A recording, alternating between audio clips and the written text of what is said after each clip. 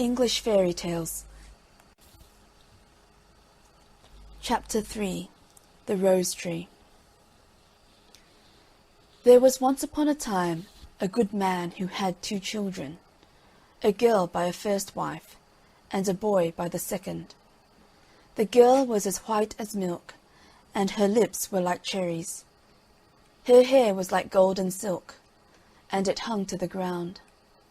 Her brother loved her dearly, but her wicked stepmother hated her. "Child," said the stepmother one day, "go to the grocer's shop and buy me a pound of candles." She gave her the money, and the little girl went, bought the candles, and started on her return. There was a stile to cross. She put down the candles whilst she got over the stile. Up came a dog and ran off with the candles. She went back to the grocer's, and she got a second bunch. She came to the stile, set down the candles, and proceeded to climb over. Up came the dog and ran off with the candles. She went again to the grocer's, and she got a third bunch, and just the same happened.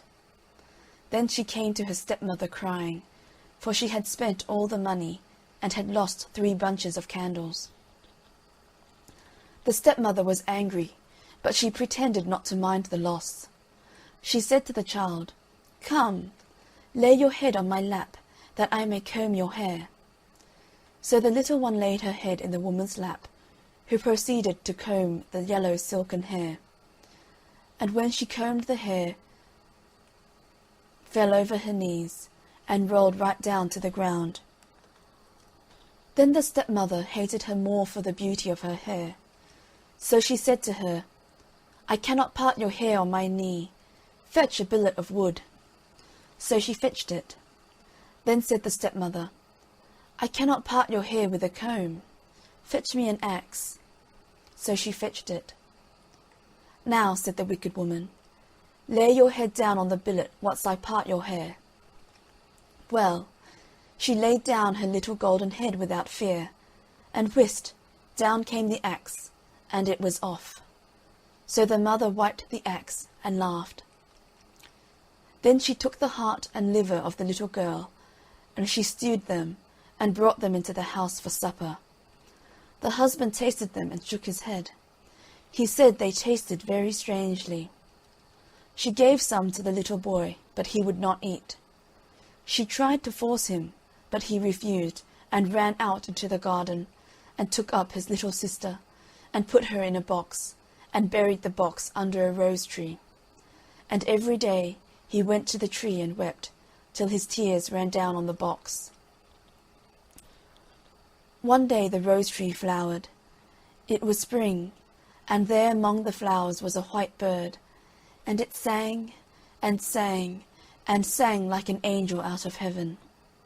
Away it flew, and it went to a cobbler's shop, and perched itself on a tree hard by, and thus it sang: "My wicked mother slew me, my dear father ate me. My little brother whom I love sits below, and I sing above, stick, stock, stone dead." "Sing again that beautiful song," said the shoemaker, "if you will first give me those little red shoes you are making." The cobbler gave the shoes, and the bird sang the song, then flew to a tree in front of a watchmaker's, and sang: "My wicked mother slew me, my dear father ate me. My little brother whom I love sits below, and I sing above, stick, stock, stone dead." "Oh, the beautiful song! Sing it again, sweet bird," asked the watchmaker. "If you will give me first that gold watch and chain in your hand." The jeweller gave the watch and chain. The bird took it in one foot, the shoes in the other, and, after having repeated the song, flew away to where 3 millers were picking a millstone.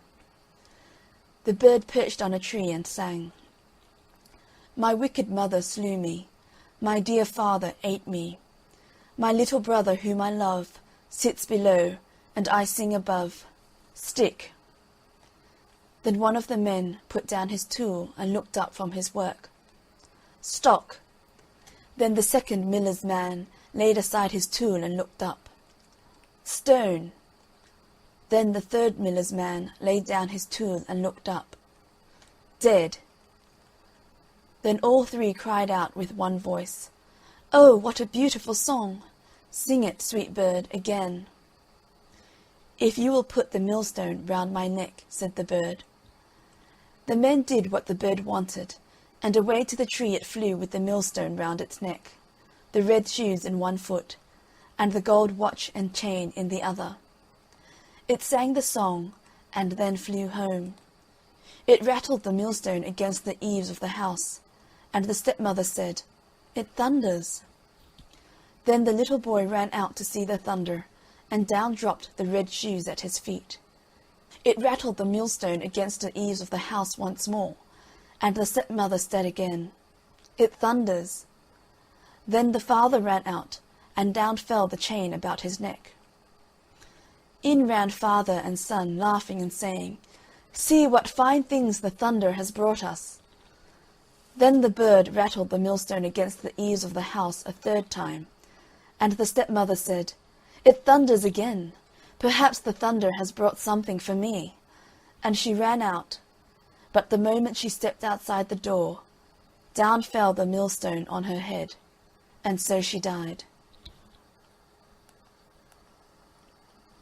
End of chapter 3, The Rose Tree.